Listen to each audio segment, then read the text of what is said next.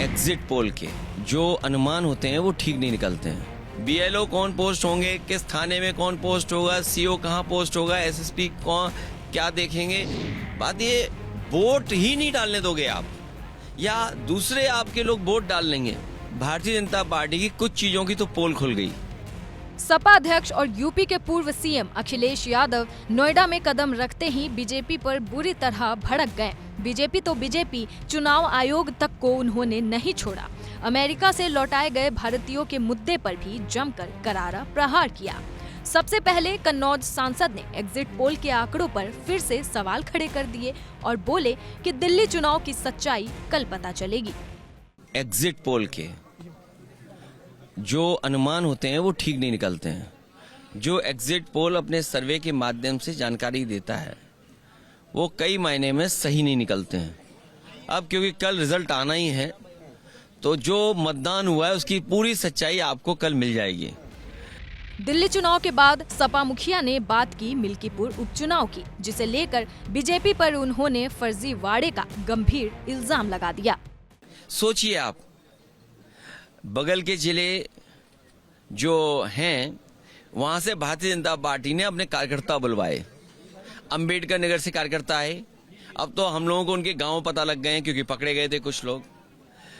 बगल के जिले से अमेठी से लोग आए थे, सुल्तानपुर से लोग आए थे, रायबरेली से लोग आए थे और गाड़ियों के नंबर हैं। अगर आप चाहोगे तो मैं अपने पार्टी के पेज पे कुछ गाड़ियों के नंबर आपको दे दूंगा, डाल दूंगा।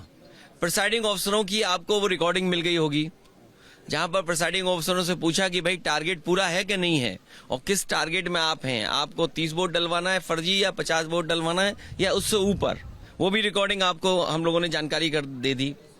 बीएलओ कौन पोस्ट होंगे, बीएलओ कौन पोस्ट होंगे, किस थाने में कौन पोस्ट होगा, सीओ कहाँ पोस्ट होगा, एसएसपी कौन क्या देखेंगे, ये सब वेल प्लान्ड इलेक्शन हुआ ये वाला।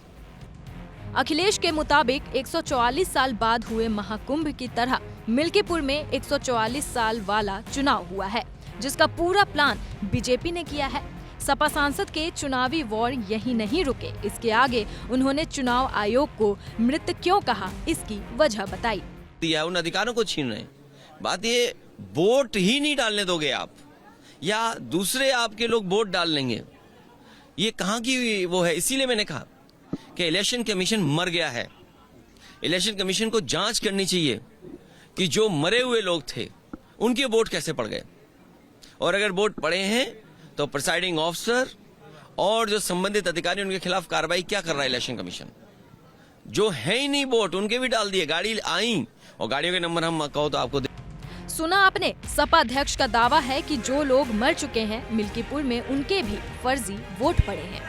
अखिलेश यादव ने चुनाव आयोग से इसकी जांच की मांग की है और सवाल पूछा है कि आखिर मृत लोगों के वोट पड़े तो पड़े कैसे।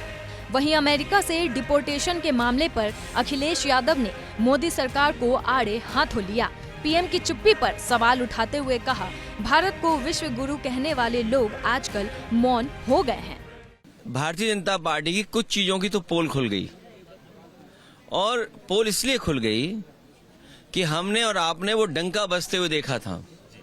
बड़े बड़े इवेंट देखे थे हम लोगों ने, और ये भारतीय जनता पार्टी वाले लोग कोई दिन नहीं चूकता था जिस दिन ये नहीं कहते थे कि दुनिया में हम कहां पहुंच गए हैं, हम कुछ बन गए हैं, विश्व गुरु बन गए हैं।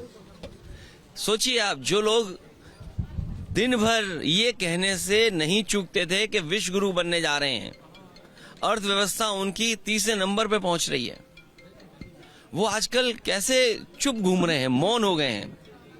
जो विश्व कहने वाले लोग मौन घूम रहे हैं।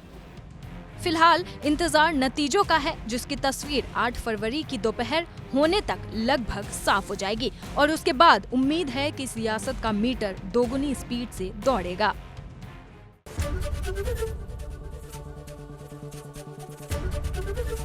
एबीपी गंगा, खबर आपकी, जुबान आपकी।